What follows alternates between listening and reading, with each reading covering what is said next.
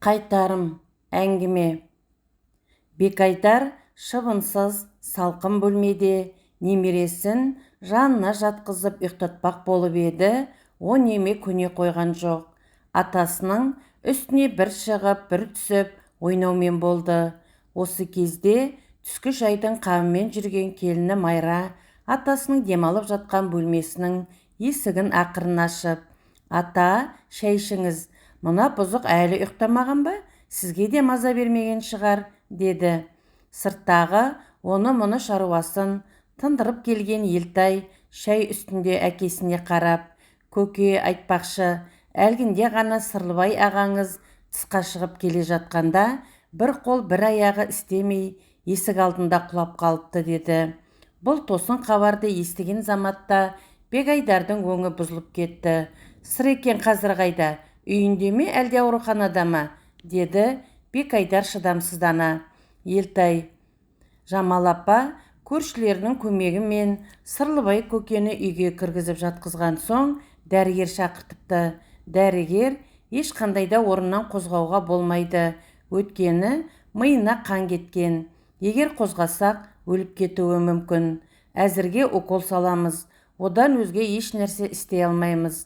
Ауруханаға жеткіземіз деп жүріп ушықтырып аламыз», депті. «Қазір кемпірі басын күзетіп отыр екен», деді. Бекайдардың мына хабардан кейін түскі асқа тәбеті шаппай үнсіз отырып қалды. Сәлден кейін баласына бәсең дауыспен: «Балаларына хабар беріліп пе? Үлкен ұлы Айдар қайсы күні ауылда жүреді ғой, онысы қазір қайда екен?» деді. Атыраудағы қайын жұртында жүрген кіші ұлы Сапардың ата-енесімен хабарласқан екен. Олар күйеу балаларының қайда жүргенінен беймәлім болып шығыпты. Оның пәлен жерде, түген жерде дегендей тұрақты мекені жоқ көрінеді. Бірақ құдалары Сапарға бұл хабарды жеткізуге тырысамыз депті. Ал Айдар осыдан 1-2 күн бұрын қаладан қыдыра келген жолдастарымен төменге Қарақұдық арнаның бойына аң аулауға кетіпті, деді Елтай. Сырлыбайдың жан тәні қиналып, ауыр халде жатқанда ұлдарының жанында болмағанын ойлаған Бекайдар ауыр күрсініп, ештеңе дей қойған жоқ.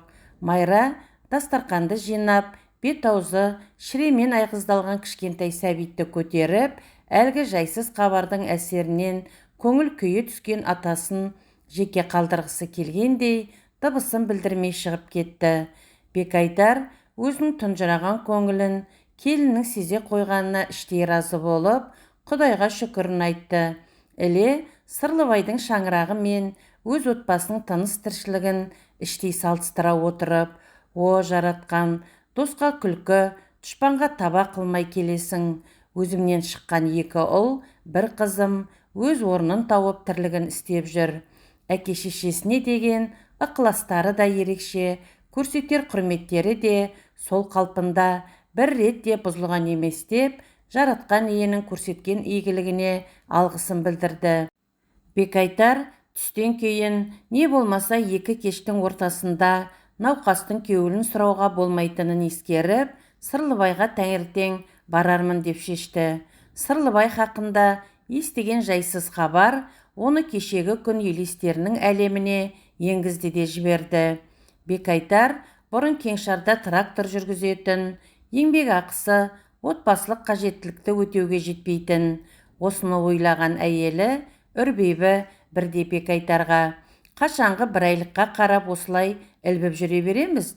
Балалар болса өсіп келеді, 3-еуі де мектепті бітіруге тақап қалды. Бірі оқимын, екіншісі үйленемін десе, жерге қарап қаламыз. Сенің тапқан азын-аулақ жалақың ас суымыздан артылатын емес. Үйдің іші де азып тозып барады. Енді сен де, мен де айлығы мол басқадай жұмысқа орналасып кетеміз», деп иегіміз қышымай-ақ қойсын.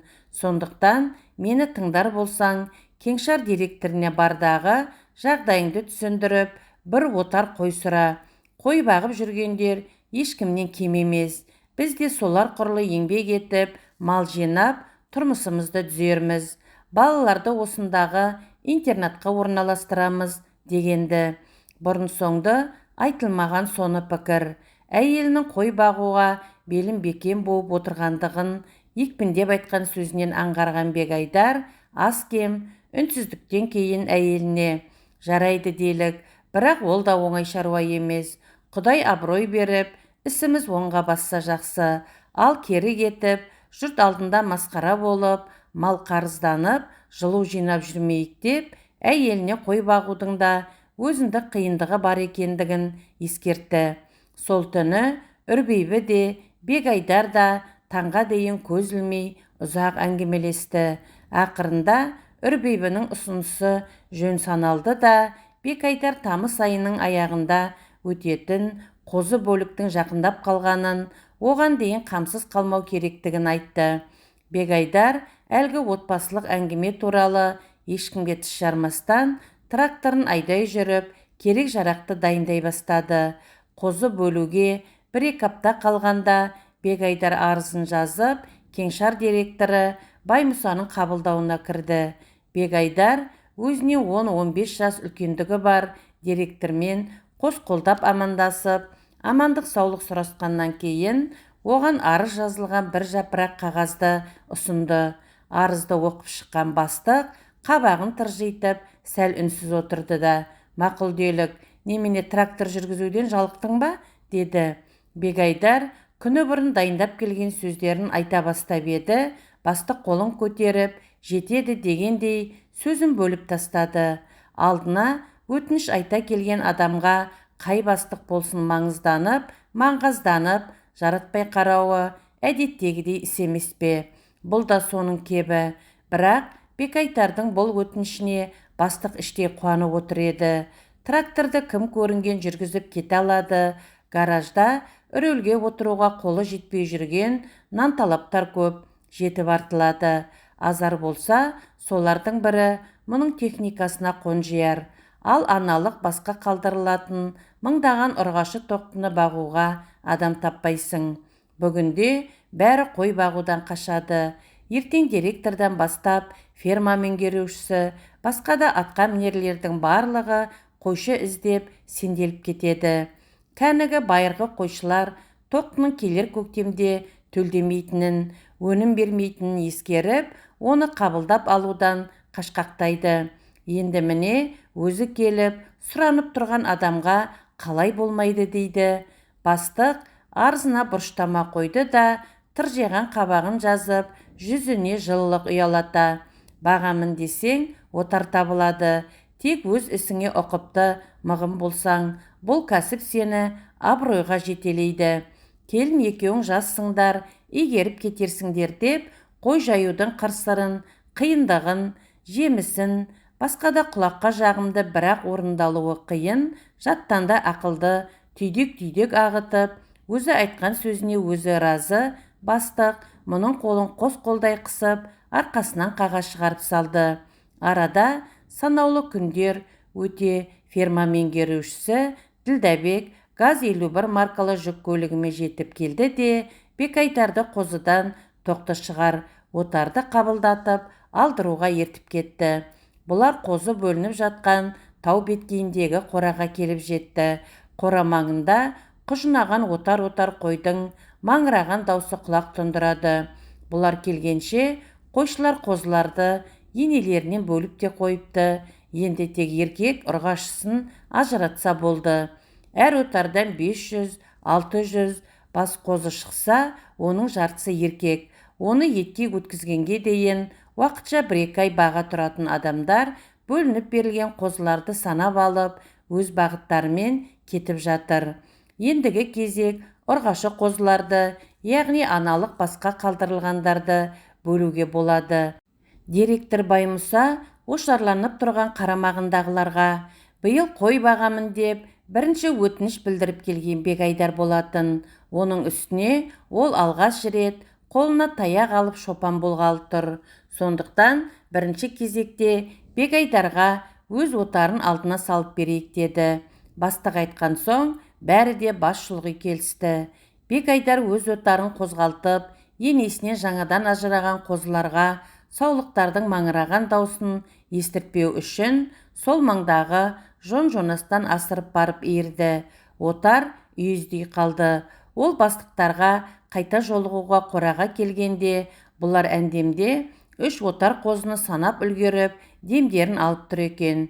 Бекайдар ферма меңгерушісіне қарап, Ділдеке, сізбен есептесіп, керекті қағаздарға қолымды қойып, кете берсем деп едім, деді де, айтпақшы, маған мініс көлік беремін деген едіңіз. Иә, қозысы құрғырдың жүрісі өнбейді. Ауылға қарай жылжи бергенің дұрыс. Кел, мына актіге қол қойып жібер, деді де, жаңадан отар қабылдап жатқандарға мініс көлік ретінде беруге әкелген 7-8 атты қолымен нұсқап, мына көліктердің ішінен таңдағаныңды ал. Ошарылып тұрған адамдар мініс көліктердің маңына тақалды. Бұл қылқұйрықтардың арасында жаңадан бас білген құнаншығарлар да, әбден ерғашты болған дөнендер де, жадау тартқан бестілер де бар екен. Таңдауды өзіне бергендіктен Бекайдар біршама бөгеліп қалды. Мініс көлікті қажет етіп тұрған басқа да шопандар аттардың алды-артына шығып сынағансып жүр. Бекайдар ертең-ақ келісті, төзімді ат болып кетеді деген оймен жирен сары құнанның қасына тақай бергенде, ол құлағын жымқырып, сыртын бере тұра қалды. Құнанның жаңадан бас білгендігін аңғарған Бекайдар қой асауға жабыспай-ақ қояйын деп, өзгелерін айналдырды. Мал дәрігері Әмір Бекайдарға еттес болған соң қамқорсып, Беке, бұл аттардың бәрін мен білемін. Араларында белді, әрі жел қуық ат бар деп, жел буазданбай-ақ қойыңыз. Мына тұрған Құбақан торы биыл 6-ға толады. Өзі көнбіс, артық мінезі жоқ, иесі бос қойған жерден ешқайда кетпейді. Адамға үйірсек, нағыз шопан мінетін ат. Өзі әжептәуір жүрісті, бала шағаға да жайлы, қорендігі тағы бар. Қатының қорен болса жұт, атын қорен болса құт деген бұрынғыдан қалған сөз бар деп тоқтады. Өзі жадау әрі жауыр екен. Жауыры өлеттеніп кеткен емес пе? Құбақан торға күдікпен әрі жақтырмай қараған Бекайдар Әмірді кеңесуге шақырғандай ыңғай танытты. 10-15 күндей қорықшылардың балалары мініп тастағандықтан осындай күйге түскен. Жауыры әлі өлеттене қойған жоқ, деді Әмір. Бекайдар Әмірдің сөзіне тоқтап, өзін әкелген машинаның қорабына салған ер-тұрман жүген ноқтасын, сусын-пусын салынған боқжамасын түсірді де, Құбақан торыға ер-тоқымын салып, төстік тартпасын шірене тартты да, өзіне қарап тұрған адамдардың бар екендігін ескеріп, ширақ қимылдап атқа қонды. Осы болып жатқан жағдайлардың бәрі де Бекайдарға бейне бір қатал сынақтай көрінді. Санаулы ғана минуттарда өткен осы бір іс-әрекеттер елесі Бекайдардың көз алдынан ешқашан өшкен емес. Өйткені бұл әлдекімдерге жай нәрсе болып көрінгенімен Бекайдар үшін өзіне бұйырған кәсіптің тізгінін ұстаған маңызды сәт еді. Бекайдар тақымын атқа артқанда жанындағылар қолпаштап әулігіп кетті. Жұрттың әуліккенінен атсырап қалған Бекайдар еріксіз езу тарта жымиды да, қамшысының бүлдіргісін қолына іліп, мына қадалған көздердің алдында өзін еркін ұстау үшін Құбақан торына ары-бері ойқастатып алды. Директор да осы әлетте бұған тақады да: «Жұнт құтты болсын, бағар көбейсін, сені бүгін қинамай-ақ қояйық, реті келген күні жуатын боламыз» деп кеңкілдеп күліп алды. Мал бағуға бозбас екенің өзіңе де белгілі, бірақ ауылда өскен соң мал жайын білмейді деу артығырақ. Аз уақыттың ішінде төселіп кететіндігіңе күмәнданбаймын. Киіз үй, отын су, қай жерге қону дегендей мәселелерді Ділдәбекке айтқанмын. Жарайды, сеніміңізге рахмет деген Бекайдар отарына қарай жөнеп берді. Бекайдар таңғы шайдан кейін Сырлыбайдың жағдайын білмекке үйінен шықты. Әр тұстан шөкім-шөкім бұлт пайда бола қалыпты. Жер бетін көлеңке алаба жақтайын жаздың мұндай күндері кейде адам көңілін бір сергітіп, айналаның сүреңсіздігін бір сәтке болса да сейілтіп, ақықтай болып көрінетіні бар. Бұлт шықса, алғашында желтең тұрып, артынша оның оғын ағыс атқандай екпінін күшейтіп, жердің шаңын бұрқыратып, долданып шыға келетінін білетін Бегайдар осы бір жанға жайлы салқында көлеңкелі мезгілдің ұзаққа созыла қоймайтынын ойлап, аспанға сүлесоқ көз тастады. Расында, Сырлыбайдың үйіне жете бергенде жел үдеп, селдір-селдір бұлттарды жын ұрғандай үркіте қуды. Қуаңшылықтың зардабын әбден тартып отырған ауыл тұрғындарының қап, әттеген-ай, бір танбай өте шығатын болдау деп қапаланғаны анық. Бекайдарды Жамал қарсы алды. Шау тартып, белі бүгіле бастаған Жамал кемсеңдеп, жаулығының ұшымен көзін сүртті де, мұны Сырлыбай жатқан бөлмеге бастады. Ақылап үхілеп жүрген Жамалдың күрсінісі үй ішіндегі көңілсіздік пен сырттағы уілдеген желдің жағымсыз үнімен астасып, жаныңды жабырқатады. Сырлыбай көзі жұмулы күйде шалқасынан жатыр. Әлдекімнің келгенін сезген болуы керек. Сырлыбай көзін әрең ашты. Қозғалуға шамасы келмесе де, санасы ояу екенін аңғартқандай бұған көз қиығын тастады. Бекайдар Сырлыбайдың еті қашқан саусақтарын әлсіз қысты да, қолдан келер не шара бар дегендей сырқаттың жүзінен көзін тайдырып әкетті. Осы кезде Сырлыбайдың өңі қашқан арабайын көз жасы дымқылдандырып жіберген еді. Бұл көз жасы өткен өмірге деген сағыныштан, оның қайтып оралмайтындығын ойлағандықтан, өлім жан алқымынан алған сәттегі тауансыздықтан, ғұмырының орғыл-орғылдарында қалып қойған, енді қайта барып жолықпайтын тәтті кездерін елжірей есіне алғандығынан туындағанын Бекайдар түсіне қойды да, көзімен жер шұқыды. Ол жылы-жылы сөздер айтып, сырқаттың көңілін ауламақшы еді. Жамал сыбырлап, бір айналып келерміз, демалсын, біз мына бөлмеге барып шәй ішелік деді. Жарайды, сөйтейік, мазасын ала беріп қайтеміз деген Бекайдар Жамалдың соңынан аяғын ептеп баса ілесіп, бөлмеден шығып кетті. Олар шайға тәбеті тартпаса да, кесеге құйылы шайды сүле сапа ішіп отырды. Бәрі де ойда жоқта болды деді Жамал ауыр күрсініп. Кім ойлаған, бұл да бір жазылып қойған мақпыш шығар. Үмітсіз шайтан деген олай-бұлай апарып көрсетеміз бе десек, миына қан кеткен, әзірге орнынан қозғалтуға болмайды деп дәрігер бала рұқсат бермей отыр.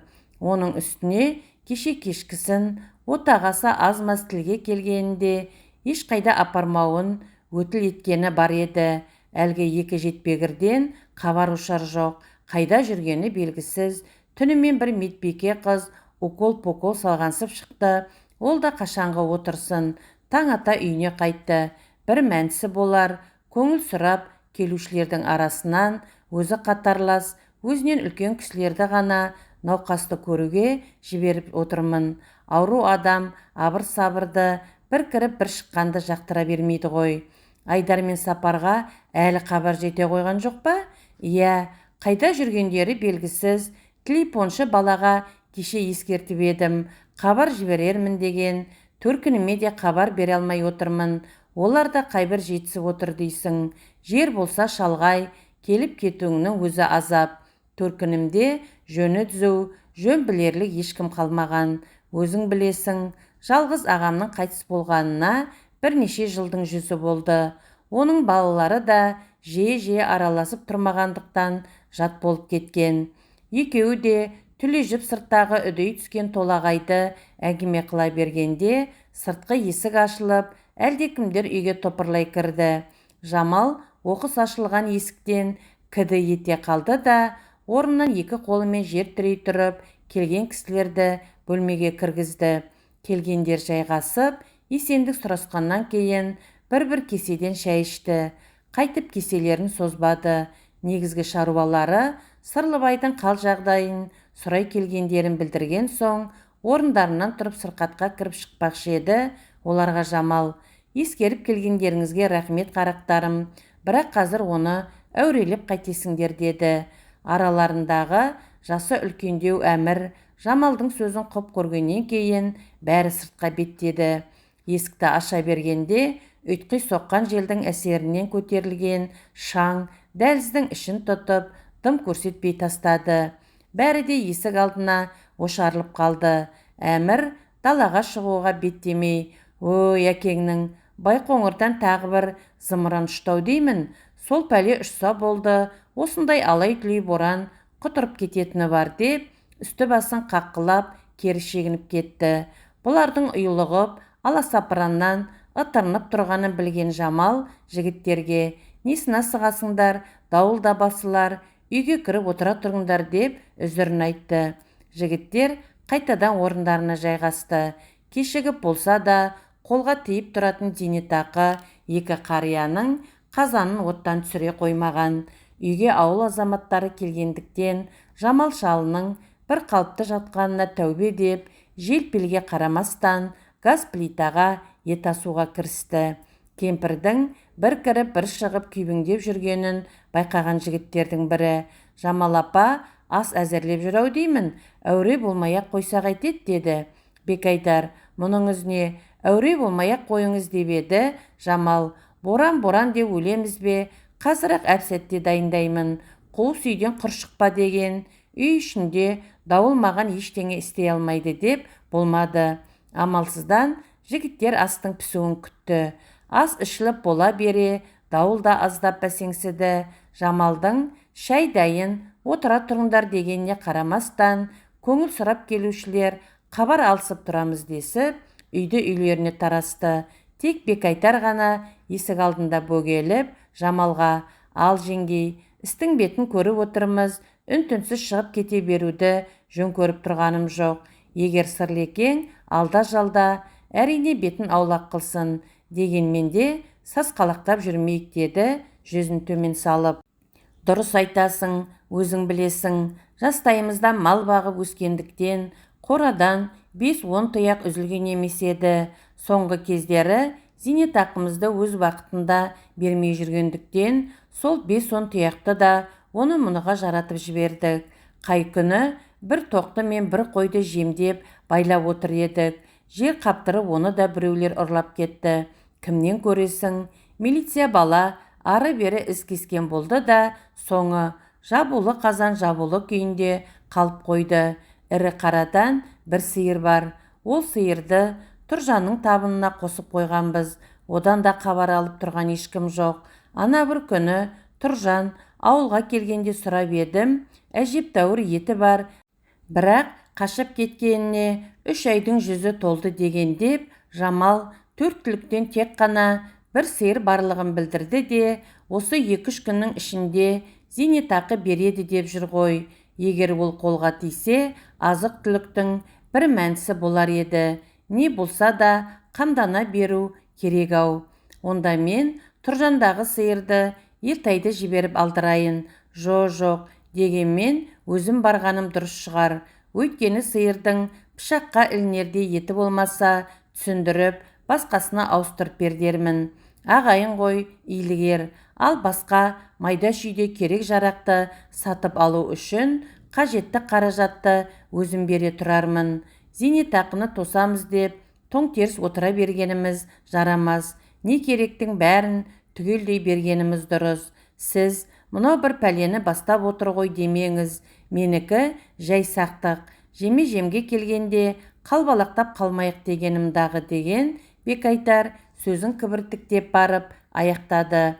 Шаңырақтағы жетімсіздіктің табынынан туындаған көңілсіз әңгіме сарынына сырнайлатқан толағайдың азалы үні қосылып, Бекайдар мен Жамалдың ішкі дүниесін қалтыратып, қайғының қара орамалын қымтай түсті. Жел екпіні қайтадан үдеді. Мына Байқоңырдан әуелейтін әлгі ракета дейме, пракета дейме, сонысы ұшса болды, құтырынып шыға келетін үйреншікті жел ғой. Қой қайтайын деді Бекайдар. Әйтеуір қабырсыз кетпе, әлгі сиырды алдыра бер деген Жамал жаулығының ұшымен көзін сүртті. Бекайдар ертесіне түс ауа Елтайға торы дөненде ертеткізіп, Тұржанның қысы жазғы тұрақты мекені Сасық суға жүріп кетті. Біраздан бері атқа мінбегендіктен алғашында ерге орнықты отыра алмай әуреленді. Едәуір жер жүрген соң 20 жыл бойғы өмірін ат үстінде өткізгендіктен ер үстін өгейсімей, торы дөненді аяңдатып, бір қалыпты жүріспен ауылдан ұзай берді. Бекайтар шопан кезінде осы өңірдің қай тұсында мал бақпады дейсің, бәрі таныс, бәрі етене.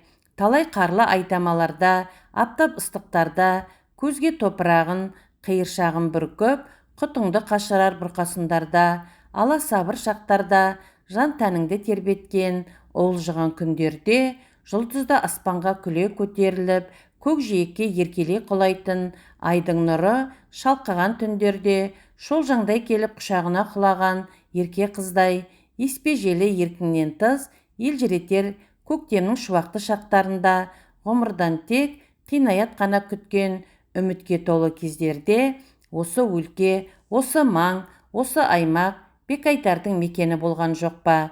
Бекайтардың көздеген жері әжептәуір айдамал 40 шақырымнан асады. Күн батуға әлі 3 сағаттай уақыт бар. Торы дөнен аман болса, қазір-ақ алып барады. Ол жол қысқарту үшін емес, есіне әлдене түсіп, сол дүмбіттірді ме, бәлкім торы дөненнің еті қызып, басын қайта-қайта шұлғып, тізгінді тартқылай бергендіктен ырқына жібергісі келді ме, далақтап шаба жөнелді. Дөне мінілмей, байлауы тұрғандықтан, борша-борша терлеп қамдық жасады. Иесі тізгінін тартып, көлігін аяңға көшірді. Ат үстін сағынып қалғандықтан болар, әлде көптен бері ізін салмаған мына жол, өткенімен жолықтырып, масайратып, кейде қамықтырып, үй-күшті күй кештіргендіктен бе, Бекайтардың делебесі қозып, тағы да шапқысы келді. Алайда дөненнің терін жеп алуын күтті. Әйтпесе астындағы атын жініктіріп алатын түрі бар. Ол айналасына зейін сала отырып, осыдан бірнеше жыл бұрын болған көңіл қобалжытар келеңсіз оқиғаға куәгер кейбір жердің тұсына келіп жетті. Әлгі оқиғаға өзін күлметкер санаған Бекайтардың сол заматта бойындағы зипа сезімдері үштігейлі ғайып болды. Бұл арадан тезірек өте шықпақшы болып дегбірсізденді. Өйткені сол маңнан ұзай түсе, арада қанша жылдар өтсе де, санасында жиі-жиі жаңғырып, тыншын кетіретін әлгі оқиға көріністері көз алдынан, санасынан зәуметте ғайып болатындай. Дегенмен Бекайтар өзіне өзі кежігіп, жаңағы қарғыс атқан жерге қарай атының басын әдейіге бұрды. Болған жағдайға куә болған екі куәгер, бірі адам, бірі жер, бір-бірін аңдасып тұрғандай. Ал осы жерде білгенін істеген үшінші кім? Ол Сырлыбай болатын. Бекайтар өз жолына қайта түсті де, сасық суды бетке алды. Иесінің пәс тартқан көңілін сезгендей, торы дөнен жұлқынуын тыйып, сар желіспен келеді. Арадағы қашықтықтың басым бөлігі артта қалған.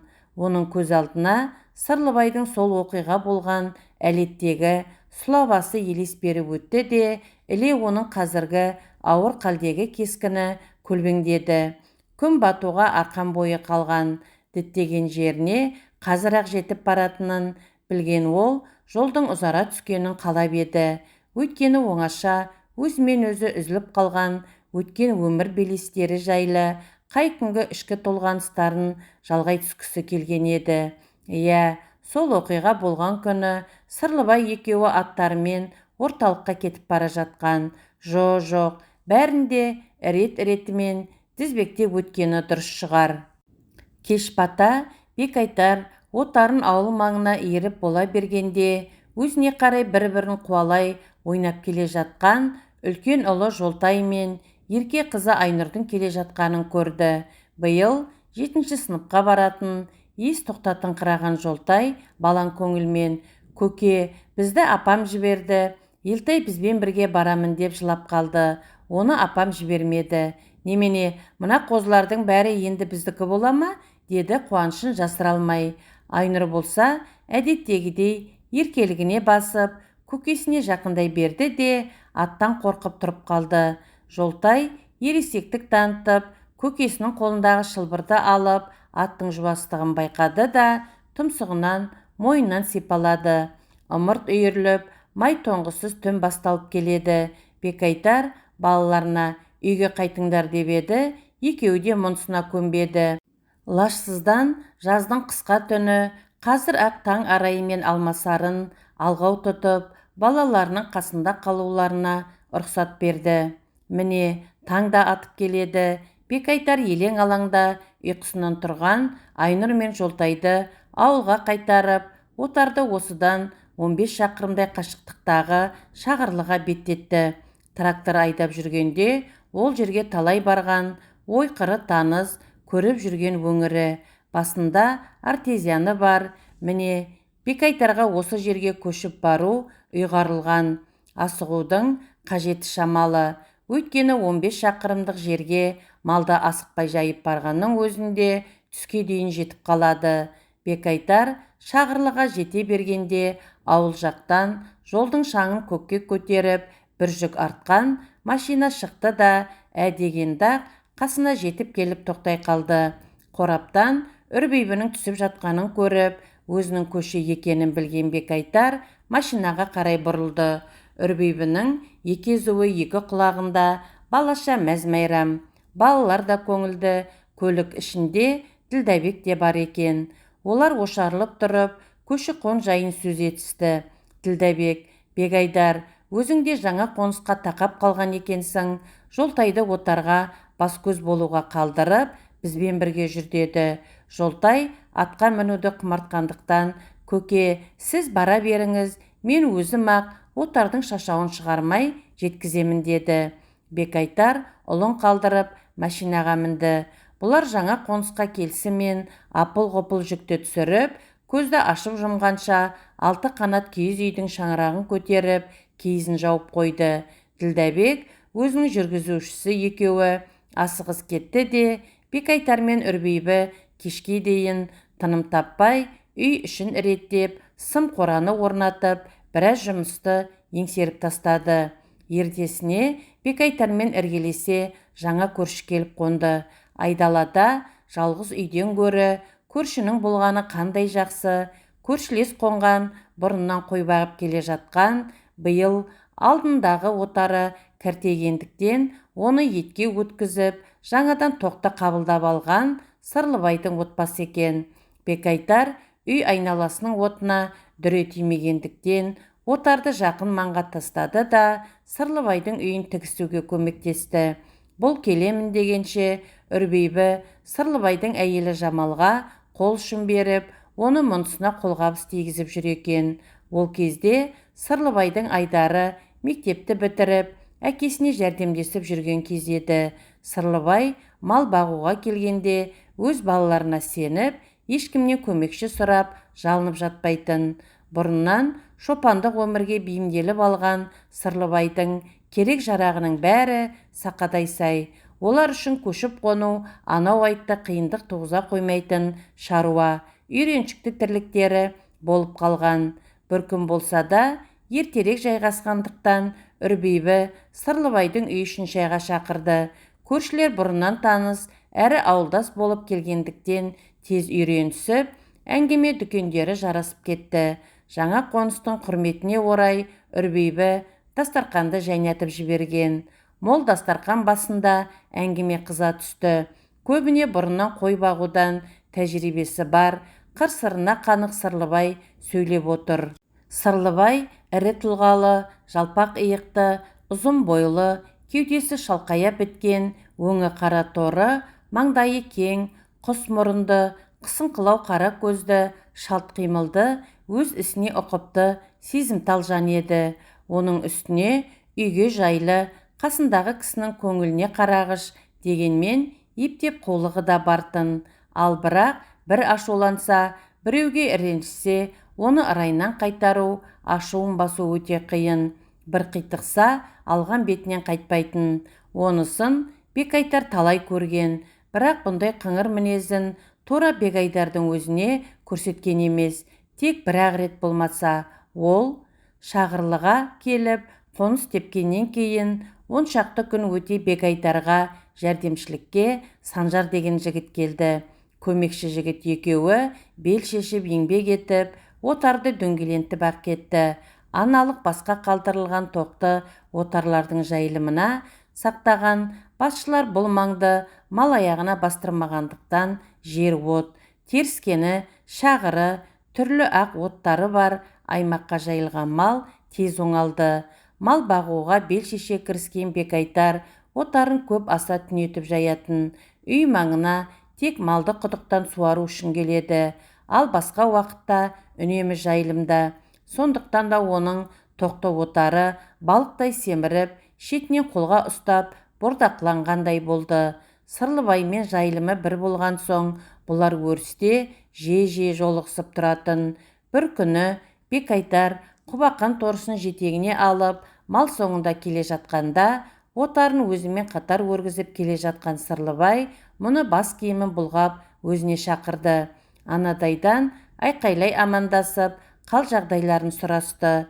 Сырлыбай бұның қолындағы шылбырды алды да екі мініс көліктерінің шылбырын біріктіріп байлап қоя берді.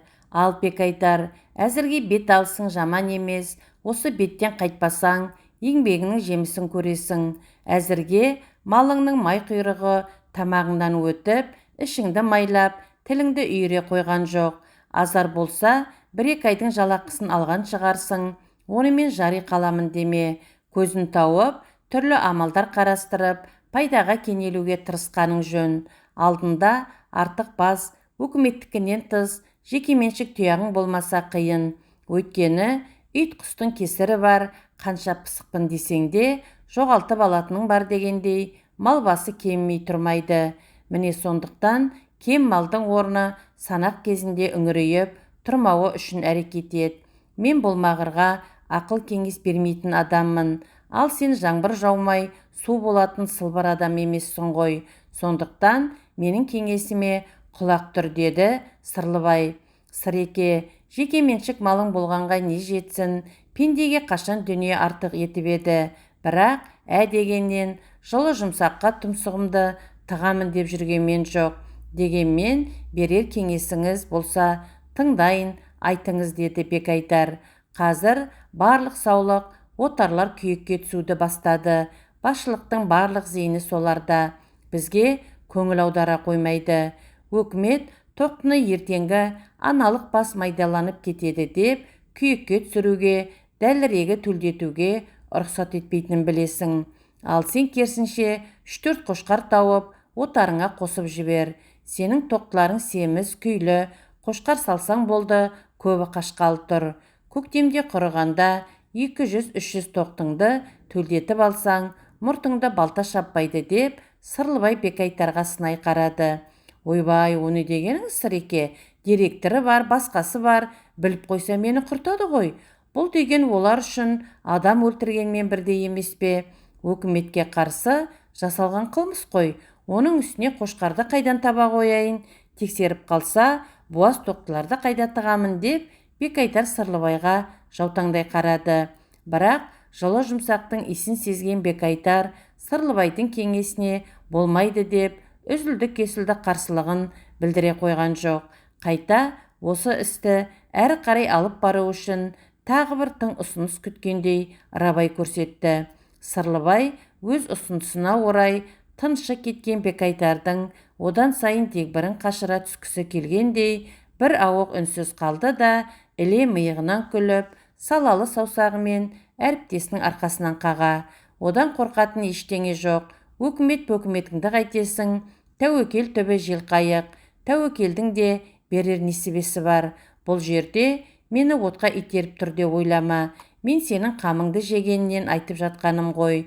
Не болса да өзің шеш. Егер мен айтқан кеңесті жөндеп тапсаң, саған көмегімді тек сөзбен ғана емес, іспен де көрсетемін. Дегенмен келінмен ақылдасып көрерсің. Басқа адамға тіс жарып айта көрме. Қазір 6 тоқал қошқарым бар, соларды отарыма жібергенмін. Егер қажетсінсең, соның 3-еуін саған берейін. Сол 3-еудің өзі әжептәуір еңсеріп тастайды. Ал тоқтыдан туған төлді жасырудан қам жеме. Директор өзіміздің жігіт, одан еш бәле келе қоймайды. Ал басқалары одан асып қайда барады дейсің? Тек әлгі парторг Байжан ғана тістесіп қалған патриот. Кейінгі уақыттарда парторг пен директордың арасы жақсы болмай жүрген көрінеді. сол бір нәрсені бүлдіріп жүрмесе дегенмен қорқатын түгі жоқ деді.